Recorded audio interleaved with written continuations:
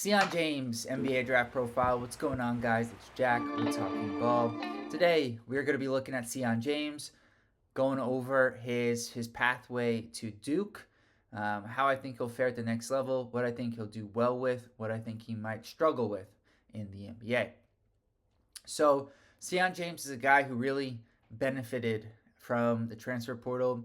And not only did Sion benefit, but so did Duke, because Duke would not have been the team that they were without Sion James. He spent his first 4 years with Tulane and took advantage of the fifth-year option that a lot of college basketball players did take advantage of in the recent years with the COVID extra year of eligibility.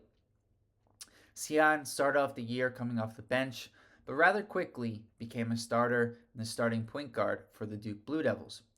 He had a really good year as a switchable defender, a physical player who could get downhill, really good straight line driver, a guy who could affect the game with his ability to cut off the ball, and then also hit spot up threes. Now, Sion is a guy who I really think has a chance at the next level to be a multi-year pro, but there are some things that I think will be shown at the next level for reasons why he could have some difficulty. Now, I mentioned what I think he does well, what I think he may have struggles with at the next level would be more about his fluidity. He's not, he's a good straight line driver, but he's not necessarily the best. He doesn't have much shake, much wiggle, and that's okay. I think he's more designed to be or likely to be a role player, and I don't think that's going to be going to have a huge impact on his ability to star in his role. Where I do think that could have a little bit of an impact is his ability to defend. I think we saw at times against quicker, shiftier players, they were able to create space against Sion James. And at the next level, there are going to be guys who are smaller than him who will be able to certainly create space against him. But there are also guys who are shiftier athletes who are his size or even a little bit bigger and are going to be able to create separation from him offensively. And so while I think he's a good defender, I think he's at his best. He will be at his best, rather, guarding bigger players at the next level due to his strength and physicality. Therefore, I see him playing more at the 2 and especially at the 3 spot. Even though he's 6'6", I think his strength will more than make up for the lack of height at the 3 position in the NBA.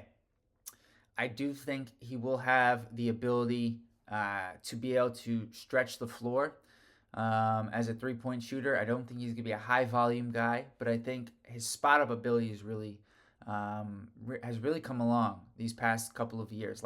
His last season with Tulane, and then this season with Duke. He's a good passer, as you can see there. He was second on the Duke team in assists per game, and he just got a really good feel, good high basketball IQ. Does Sion. Now with the shooting, the one thing I want to mention is when he's set and he can spot up from 3, he's a really good shooter.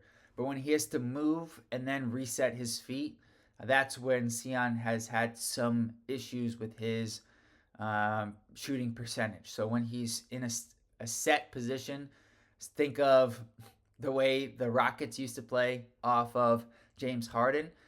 Sion would be great playing in a system like that where he can just go stand in the corner, occasionally cut to the basket, but more often than not, just be a spot-up threat. I think he would excel in a role like that and then provide you 3-and-D, the defense on the other side of the court. So looking at Sion's stats, you can see here they did dip, from his senior season to what he produced at Duke, but he became more efficient during his time at Duke. You can also see he was a guy who generated more steals prior to coming to Duke. Duke defense wasn't necessarily predicated on generating a ton of steals, rather forcing bad shots. So I think that was more of a team game plan. But we can see during his time at Tulane, especially the last 3 seasons, he was averaging 1.7, 1.8 steals per game and a number of blocks as well. So I think his defensive playmaking could return next season. But at the same time, you could argue, obviously some of this is his minutes went down about 10 minutes a game, so they would go up, the steals and blocks numbers, if he was playing 10 more minutes. But also the level of competition was higher. So that's something to factor in. I think Sion is a guy who's going to be drafted in the second round of this year's NBA draft. I think he's a guy who a contender, if you're a team that needs a 3-and-D wing, he makes a ton of sense for you to go draft him. He'll be 23 years old by the time the draft takes place.